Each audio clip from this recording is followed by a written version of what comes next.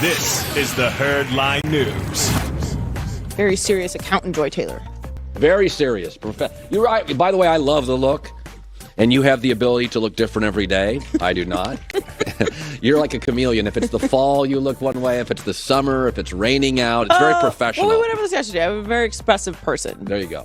Kyler Murray is having a phenomenal season and is leading the talks for MVP. According to Fox Bet, he's the current favorite at plus 550, followed by Patrick Mahomes, plus 600, Josh Allen, plus 650, Tom Brady, plus 800, and Aaron Rodgers, Justin Herbert, and Dak Prescott at plus 1,000. Dak's undervalued there. I believe so. Yeah. I believe so Dak's as well. the best. To me, Dak's the best bet. I had Josh Allen going into the season. Yeah, and he has a chance. He's going to light up Kansas City this weekend, despite what Nick Wright thinks. Oh, I think Buffalo's going to wipe him out. Light up? I think Buffalo is the best team in the league right now by a couple Kansas touchdowns. City? Oh, I think it's irrelevant. Justin Herbert beat him there. The Chargers aren't as good as Buffalo. I don't know if I'm ready to go light up yet, but their defense has been playing like for as many points as Buffalo's been putting up. You have to get their defense some credit as well. But Kyler Murray is 4-0 and it has a 76.1 completion percentage, 9 passing touchdowns, 4 interceptions, 109 rushing yards, and 3 rushing touchdowns. And that is quite improved from last year.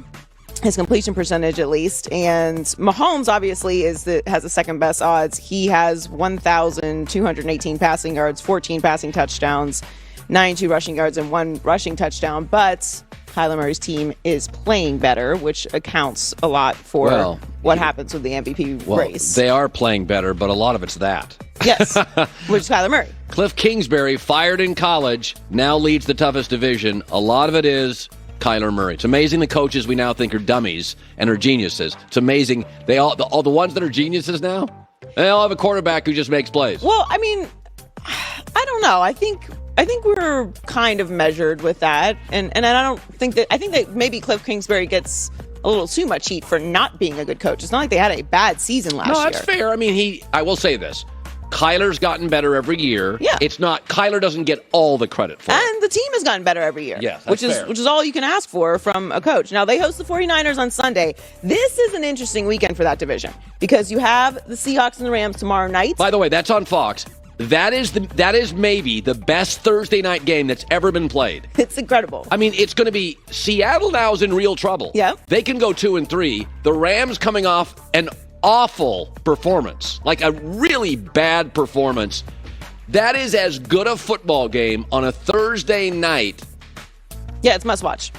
But that's a divisional game, and then the Cardinals play the 49ers on Sunday. So this is a really big weekend for that division, and the Cardinals are favored by 5.5, according to Fox Bet. So those are 2 games that are going to have a lot of influence on the rest of the season moving forward. I'm just going to say that. I'm going to throw this out there. I do not want to step on the toes of the marketing people at this company.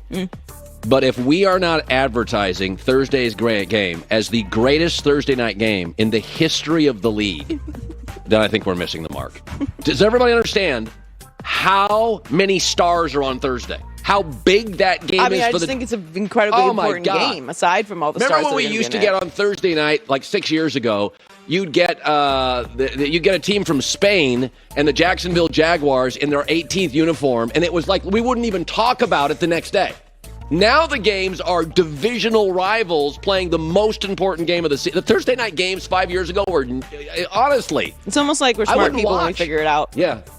Yeah. I had anything to do with that. I'm just taking credit for it.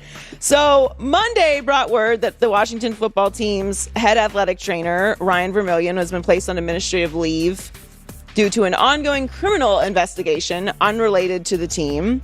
Ron Rivera's first 2 years with the organization have seen its share of off-the-field issues, and Rivera was asked what he would say to people that say there's a black cloud over the team. Well, that's what we're trying to correct. That's what we're trying to fix. But for whatever reason, we just keep getting drawn back into things. So, guys, at the end of the day, we're going to let this play out, and we'll trust in the system, and we'll go from there. Now, look, this is completely unrelated to Ron Rivera and to football, which is why he said, we'll let the system figure it out. But there are certain teams in certain leagues that just seem to always have something going on. Yeah. And I think Ron Rivera was a great hire for this reason, because Ron is a guy that is very well respected. Yeah. And you saw it last year that he came in, and we were saying, like, he's really changed the energy up with that organization. For an organization that has an owner that has had habitual issues in many spaces, he really has changed the branding of it. But obviously that also was reflected on the field. Right. This year, they seem to have taken a step back, specifically with the defensive side of the ball. They are ranked 29th in total defense, 30th in scoring defense, and 29th in pass defense. Last season, 2nd in total defense, 4th in scoring defense, and 2nd in pass defense. So there's something going on with that defense. Right. I mean, that is a dramatic change. It can't be more dramatic than, than They're that. not real good at corner. I watched the Washington-Atlanta game, and my takeaway is, Joy, is it's not right. That you cannot give up. That game shouldn't be competitive. No. It's weird. Your offense, this is a weird, I don't have time for it now because I got to get to Nick Wright and tell him how Kansas City's going to get drubbed this weekend. But great defenses, unless you have like a Seattle or Baltimore where you have like 9 Hall of Fame like guys, it's weird in the NFL. Defenses can go from really good to, like Tampa this year. You're like, what's wrong with the defense? Offenses, a good offense this year is going to be a good offense next year because it's mostly driven by a play caller, an O-line, and a quarterback. But defenses are weird. Like I've seen really good defense. Where did they go? But you can also lose physicality. Like 1 year of getting older can be a massive difference for a unit, like an offensive line or an entire defense when you have big playmakers. So finally, the Nets are beginning to lose hope that Kyrie Irving will be available for home games. Oh, God. Due to concern over his vaccine status, according to a report, sources told ESPN that Irving's decision to get vaccinated remains unclear for this season, and the team hasn't made a decision regarding the status of him as a part-time player if he doesn't get vaccinated. And according to the report, they were optimistic he would get vaccinated, but, quote, hope is waning. And they will have to consider the possibility he's not going to be available for the foreseeable future. Lord. The NBA said last month players' mandates will not be paid for the games that they miss. Shouldn't be. Now, so that would apply to New York and to the Bay, to San Francisco.